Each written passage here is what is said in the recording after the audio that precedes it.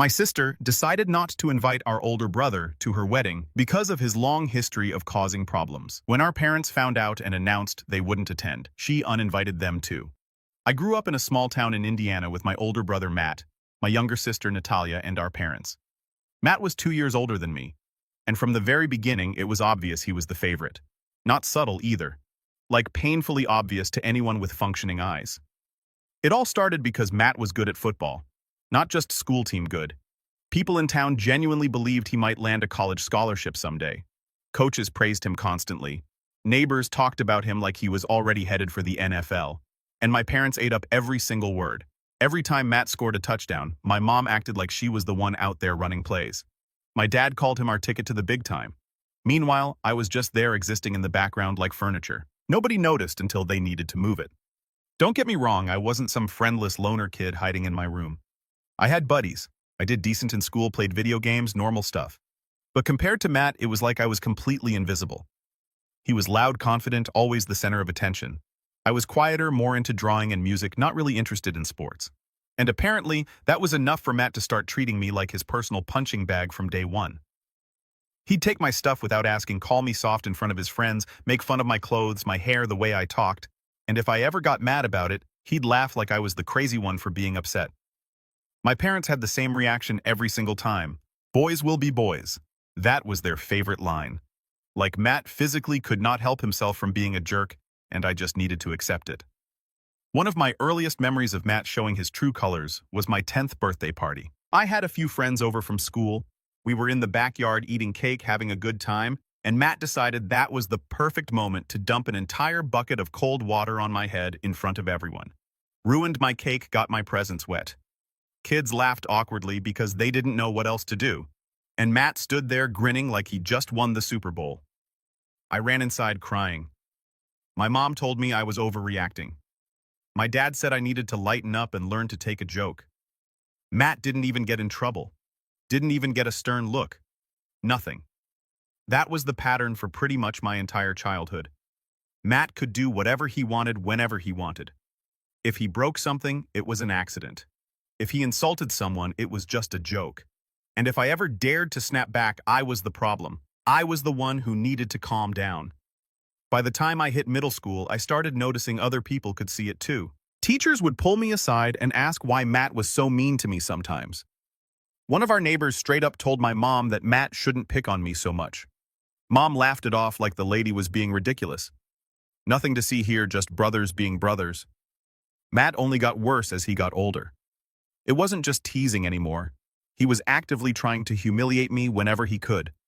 One time in 8th grade, he told my crush that I still slept with a nightlight, which wasn't even true, but she believed him and she stopped talking to me for weeks. When I told Mom what happened, she just said he was teasing and didn't mean anything by it. Natalia was still pretty young back then, maybe 6 or 7, so she wasn't really involved in any of it. Matt mostly ignored her. Sometimes she'd tell him to leave me alone, but she didn't have any power in that house either. Nobody did except Matt and the parents who worshipped him. The golden boy treatment really hit its peak once Matt started high school football. Suddenly, everything in our lives revolved around his games. Family vacations got canceled because of tournaments. Dinners were scheduled around his practices. My parents wore his jersey to the grocery store like he was already a professional athlete. Meanwhile, I was getting rides to art class from my friends' parents because Mom and Dad were too busy with Matt's schedule. The thing is, Matt wasn't even close to being a perfect son outside of football. He barely passed his classes, talked back to teachers, constantly partied with his friends on weekends, got into minor trouble here and there, and still my parents treated him like he walked on water, like his ability to throw a ball meant he could do no wrong in any other area of his life. And me? I kept my head down, got decent grades, never got in trouble at school, stayed out of drama, didn't matter, none of it mattered. By the time I was 14, I completely stopped telling my parents when Matt did something messed up. There was no point. They weren't going to do anything about it except make me feel worse for bringing it up. One night at dinner, Matt made a joke about how I was probably going to end up living in Mom and Dad's basement forever. Everyone at the table laughed except me. I just sat there eating, counting down the years until I could finally get out. Funny thing is, years later, that basement comment would come back to bite him harder than anyone predicted. By the time I hit high school, I'd already learned the unspoken rules of our household. Matt did whatever he wanted. Mom and Dad defended him no matter what, and I stayed in the background, trying not to make waves. But high school somehow made everything worse. Matt had more freedom now. A car, a bigger friend group, more opportunities to make my life miserable in creative new ways. One of the first things he did my freshman year was take my bike. Said he needed it because his car wasn't starting. That was a lie. He rode it to a friend's house, left it outside overnight, and it got stolen. When I told mom and dad, their response was classic. Well, you should have locked it up better. Like I was the one who left it there. I'd saved up the entire summer mowing lawns to buy that bike. Then there was my first real date. I was 16. This girl Kayla from my math class agreed to go to the movies with me. I was nervous, but excited. Everything was going fine until Matt showed up at the same theater with a group of his friends. Halfway through the movie, we went to the lobby for snacks, and Matt spotted us immediately. He started yelling across the lobby so everyone could hear, "Hey Travis, don't get nervous now, man. Don't cry if she holds your hand." His buddies were dying laughing. Kayla was so embarrassed she barely spoke to me for the rest of the night.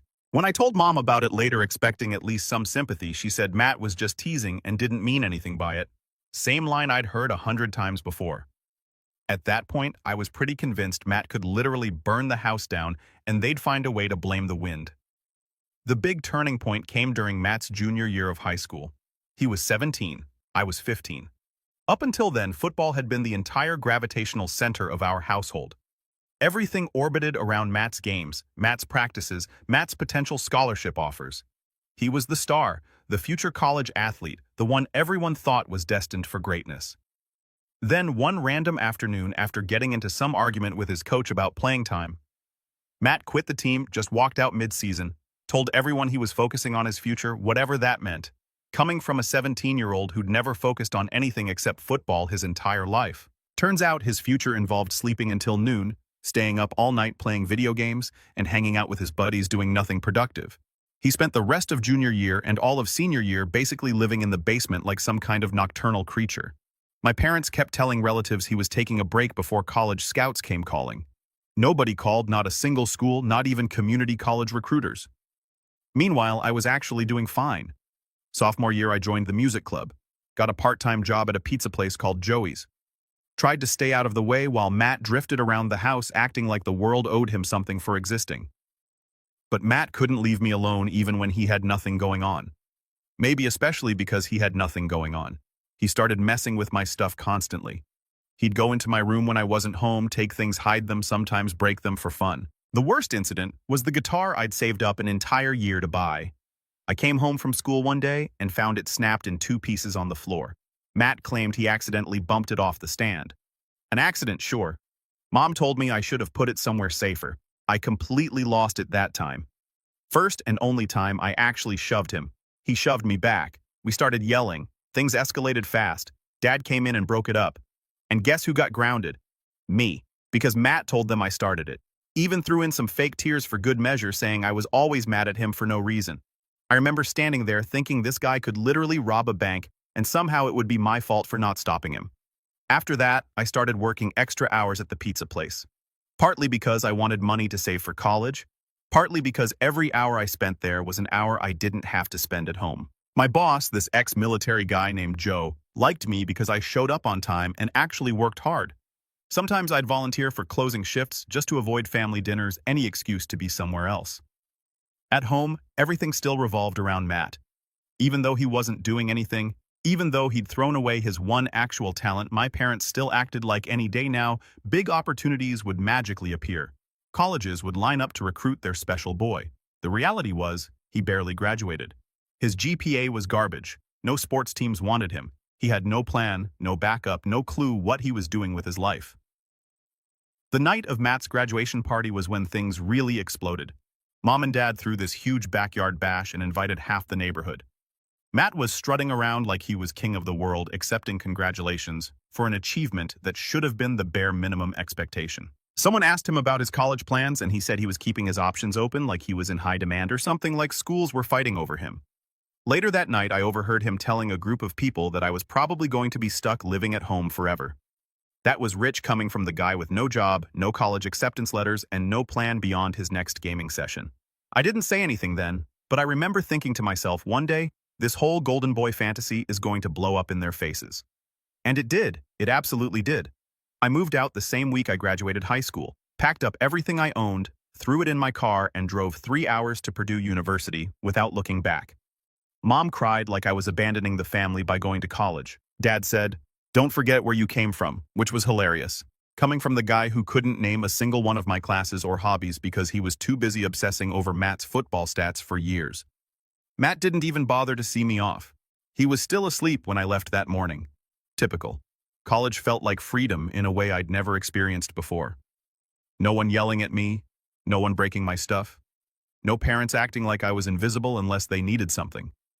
I got to work, studied hard, landed a job at the campus library, joined the music club, made actual friends who didn't treat me like garbage. For the first time in my life, I could walk around without constantly bracing for someone to mess with me just because they felt like it. Meanwhile, back home, Matt's life was already starting to crumble. Remember how he was supposed to be the big football star, the one with all the potential? Yeah, that dream died fast. He signed up for community college classes but barely showed up. Quit after one semester and told everyone school just wasn't for him. What he was really doing was sleeping until noon every day, playing Xbox all night, and mooching off mom and dad indefinitely. They still acted like he was special. He just needs time, mom would tell relatives whenever anyone asked what Matt was doing. He's keeping his options open, dad said, like Matt was some free agent athlete weighing offers from multiple teams instead of an unemployed 20-year-old living rent-free in his childhood bedroom. I stayed out of it as much as possible.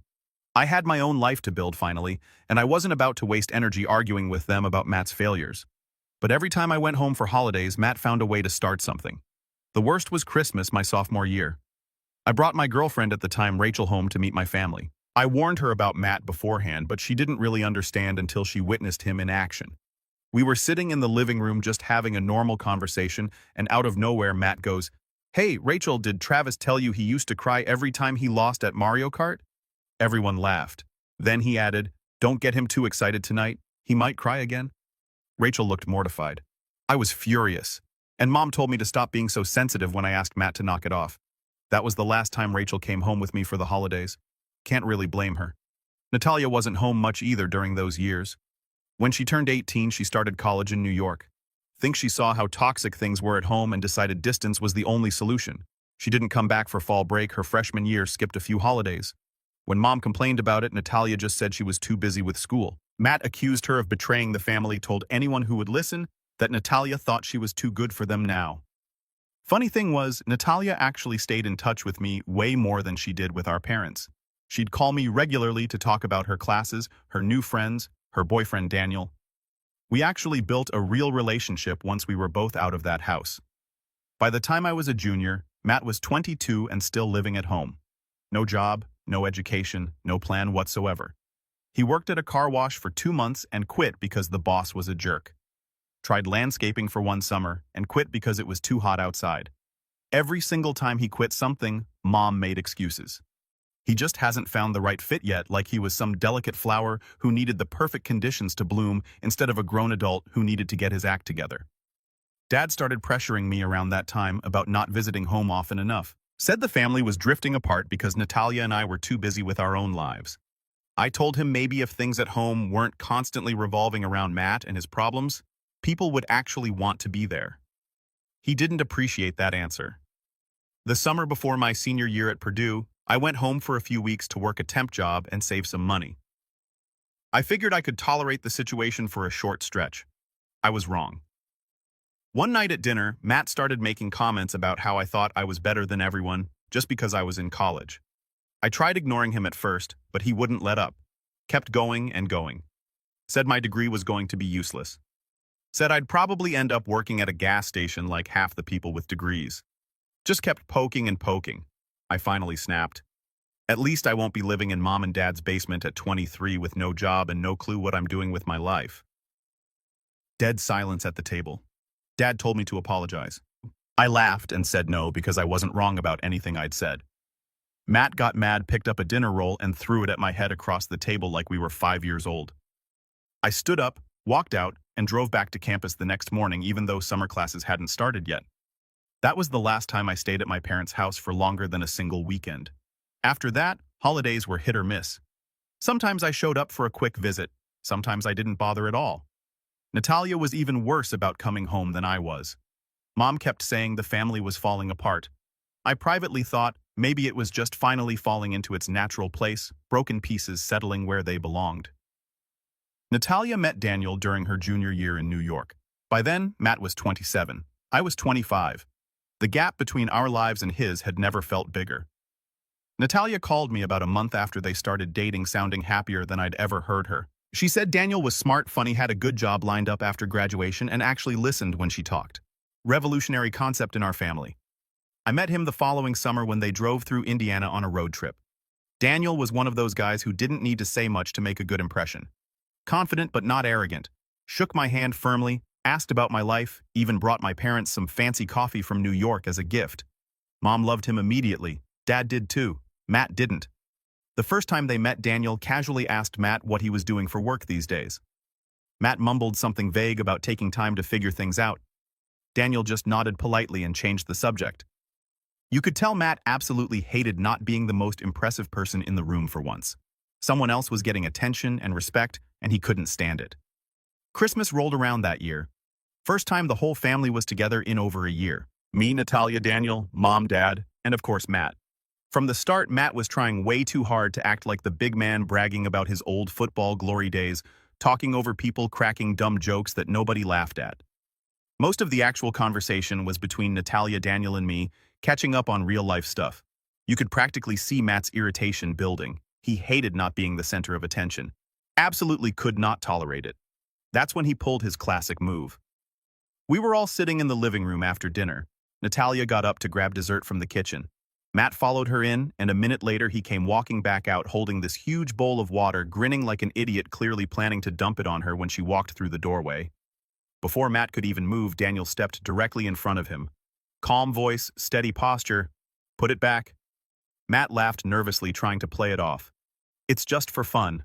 Relax. Daniel didn't budge an inch. I said, put it back. Matt froze, probably because he realized for the first time that Daniel wasn't like me or Natalia. He wasn't going to shrug it off and let Matt do whatever he wanted. He wasn't intimidated by Matt either. Daniel leaned slightly closer. You throw that water, and you and I are going to have a serious problem. Matt stared at him for a long moment. Then he slowly set the bowl down on the counter and walked off without saying another word, like nothing happened. Natalia came back into the room, noticed the bowl sitting there, gave me a confused look. I just shook my head. Mom immediately tried to smooth everything over. Matt was only joking around. Daniel didn't even look at her. Doesn't seem very funny to me. The mood shifted hard after that. Matt stayed quiet the rest of the night. Natalia and Daniel left early. Said they were tired from traveling. Next day, Mom called me privately to say Daniel had overreacted, and Matt was just being playful like he always was. I told her maybe if she'd bothered to tell Matt to knock it off when we were kids, he wouldn't still be acting like a 12-year-old at 27 years old. She didn't like that response. Over the next year, Natalia visited home less and less, sometimes skipped holidays completely. Mom complained constantly, said Natalia was too wrapped up in her new boyfriend to care about family anymore. The truth was simpler than that. She just didn't want to deal with Matt or the endless drama surrounding him. Neither did I. A year after that Christmas incident, Natalia called me with big news. Daniel proposed. She sounded genuinely excited, but also nervous. I asked what was wrong. She hesitated before answering. I don't want Matt at the wedding. I wasn't even slightly surprised. After everything that happened over the years, it made perfect sense. She had every right to want her wedding day to be peaceful instead of another Matt-centered disaster. What about Mom and Dad? I asked. She sighed. I'll invite them. But if they try to make this about Matt, they can stay home too. This is my day, not his. When she told our parents the plan, things went exactly how we both expected.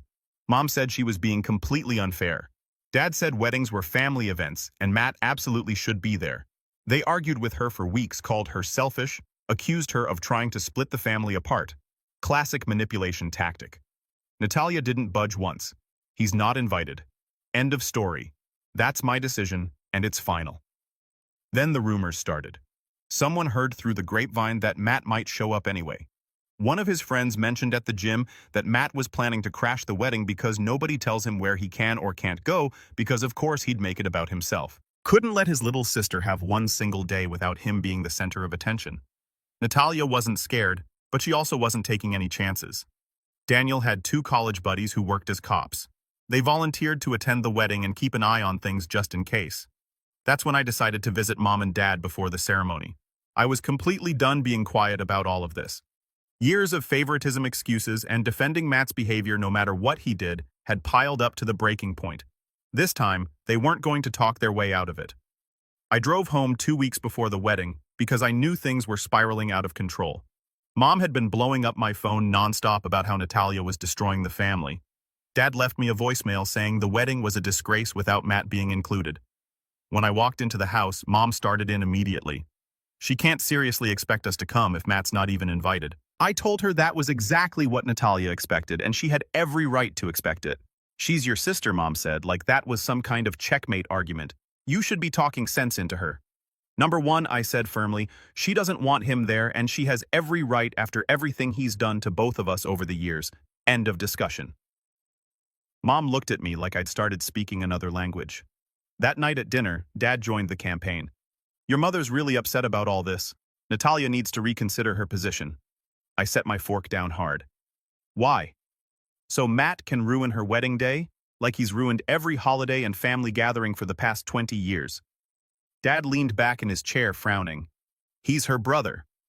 Yeah, I said, and he spent over 2 decades treating her and me like garbage while you two looked the other way and made excuses for him. That's a fact.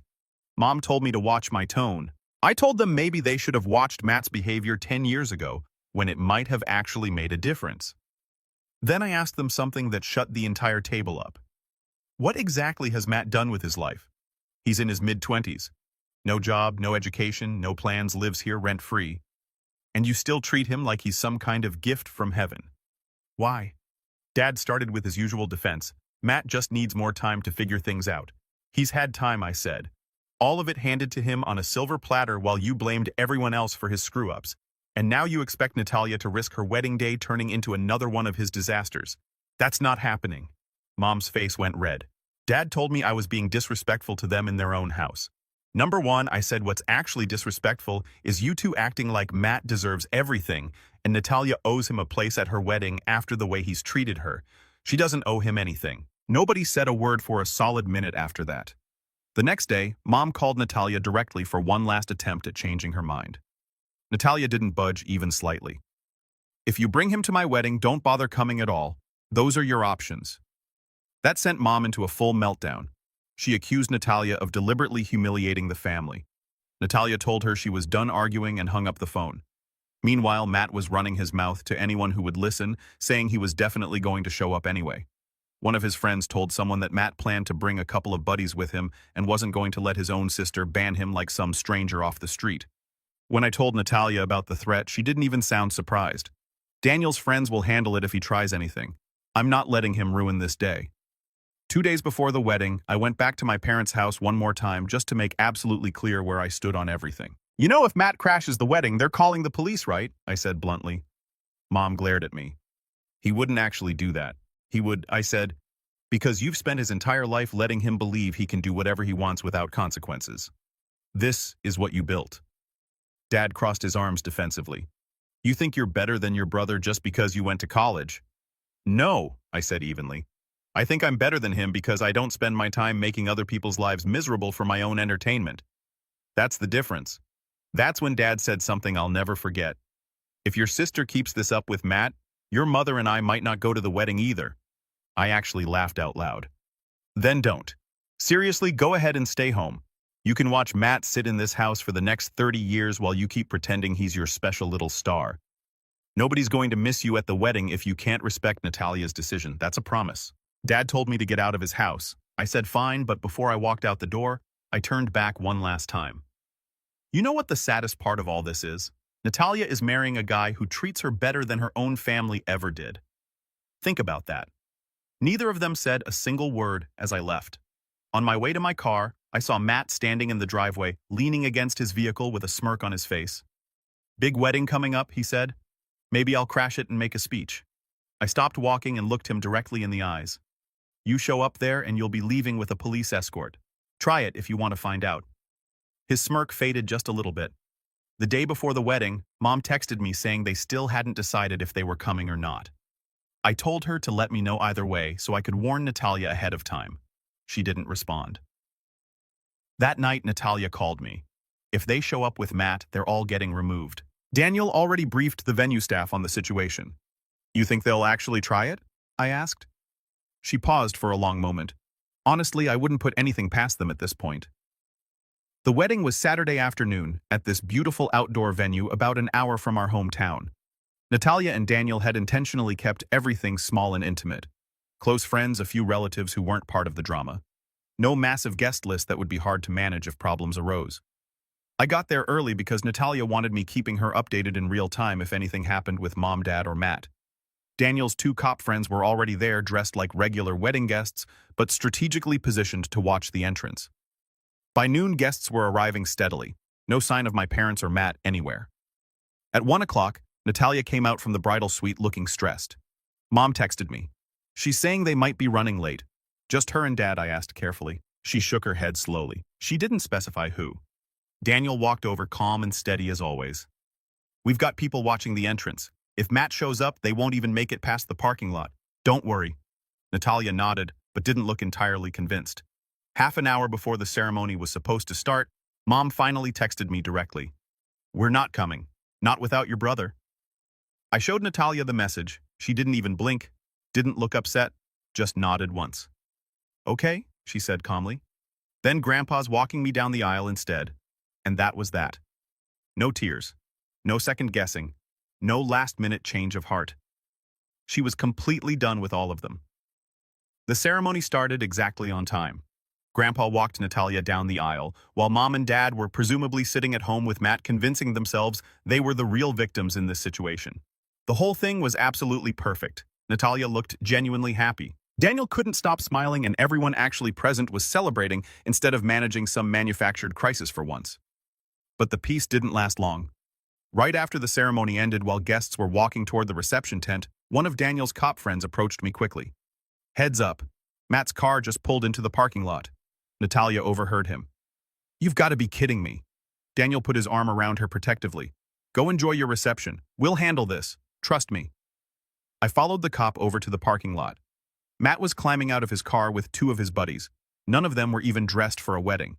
Matt was wearing jeans and a wrinkled t-shirt like he was showing up to some backyard barbecue instead of his sister's wedding. Turn around, the cop said firmly, before Matt even finished shutting his car door. You're not welcome here, Matt smirked. I'm here for my sister's wedding. You're not invited, the cop said. Leave now. Matt looked past him directly at me. You're really gonna let them do this to your own brother? I stared right back at him. You've had months to actually get invited by being a decent person. You chose not to. Take the hint. One of Matt's buddies muttered something about how family is family. The cop held up his hand firmly.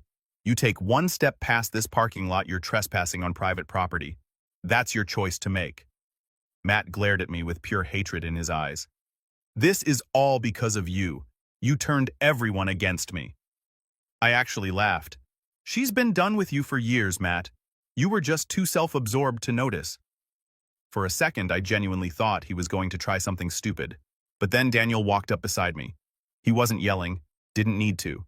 His presence alone changed the energy completely.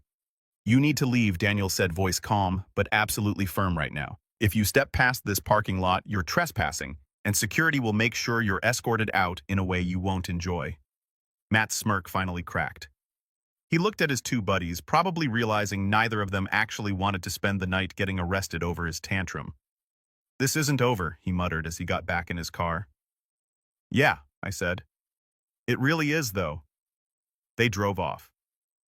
Back at the reception, nobody even mentioned the parking lot incident to Natalia.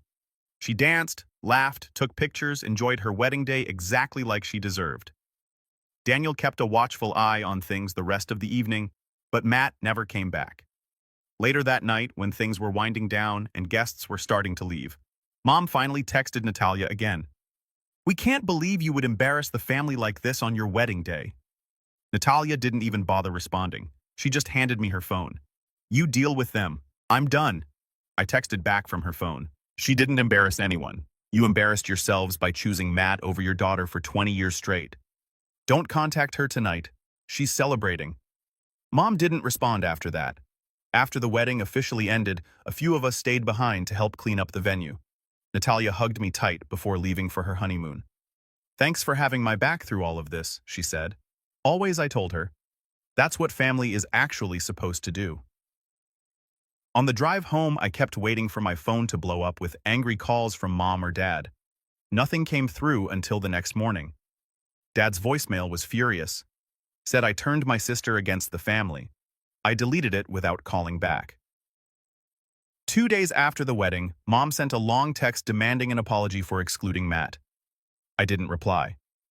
Natalia didn't either. A week later, Dad left another angry voicemail. Same script he'd been running for years. I deleted that one too. Natalia blocked both of them. Matt tried calling me once. Left a rambling message saying I was jealous of him. Jealous of what? He didn't say. By fall, Matt had started some pyramid scheme selling overpriced energy drinks. Told everyone he'd be rich in 6 months. That lasted 3 weeks before he quit.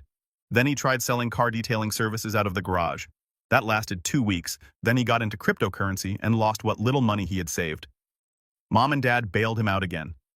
Meanwhile, Natalia and Daniel bought a house in upstate New York. She got promoted to senior analyst. They threw a housewarming party. I drove up with my girlfriend and spent the whole weekend there. Daniel's parents came too. Good food, good people, no drama.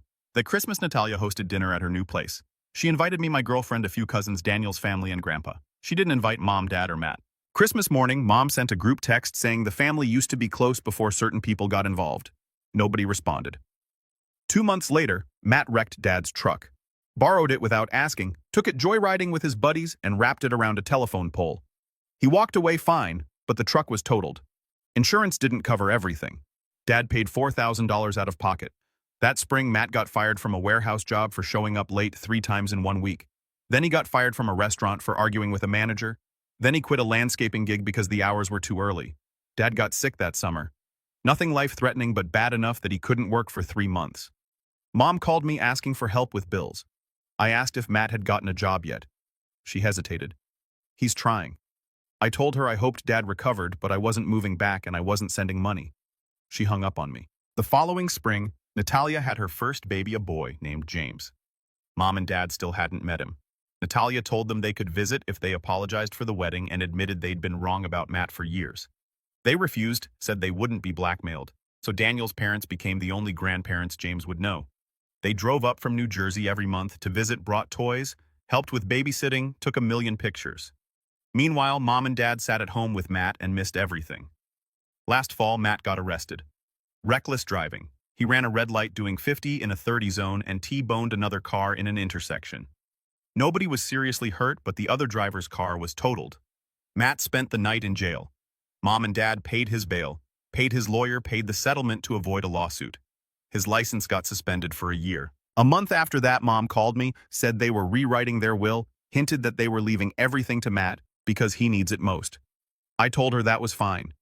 She sounded surprised. You don't care? I said no because he'll burn through it in a year and end up right back where he started. She didn't have a response. 2 weeks ago, Natalia called me, said Matt had been posting on social media about how his siblings abandoned him, how we turned our backs on family, how we thought we were better than everyone. One of his posts said he was going to show up at Natalia's house and demand to see his nephew. Daniel handled it. He called Matt directly and told him if he stepped foot on their property, he'd be arrested for trespassing. Matt called him a bunch of names and hung up. He never showed. Last weekend, I drove up to see Natalia and the baby. We had dinner, watched a movie, played with James on the living room floor. Daniel's parents came over for brunch on Sunday. My girlfriend and I stayed in their guest room. On the drive home, Natalia texted me a photo of James taking his first steps, holding on to the coffee table, grinning at the camera. Mom and Dad have never seen that kid in person, never held him, never watched him crawl or heard him laugh. They're missing all of it because they couldn't let go of Matt for 5 minutes. My cousin told me last week that Matt's still living at home, still unemployed, still gaming all night in the basement, still waiting for something to magically change without him doing anything different. Meanwhile, I just got promoted at work. Natalia is up for another raise. We're planning a trip together this summer. Her and Daniel and James, me and my girlfriend renting a cabin somewhere quiet. No drama, no phone calls from parents trying to guilt us, just family that actually acts like family. Mom texted me yesterday asking if we could talk soon. I left her on read. Some things don't need a response.